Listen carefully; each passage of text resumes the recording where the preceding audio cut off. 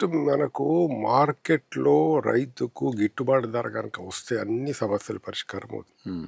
ఇప్పుడు ప్రాజెక్టులున్నాయండి.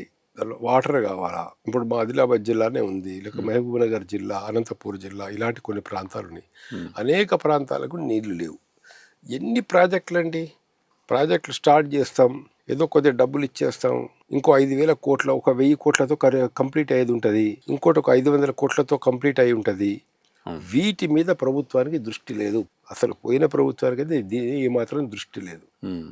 ఒక 50,000 కోట్లలో 20,000 కోట్లలో దాదాపుగా 30-40 ఇటువంటి ప్రాజెక్టులన్నీ కంప్లీట్ చేయొచ్చు. ఇప్పుడు 9 ఏంటి అంటే ఒక మనిషి శరీరంలో ఇక్కడ ఉంటుందండి, తల దగ్గర ఉంటుంది అన్నట్టు.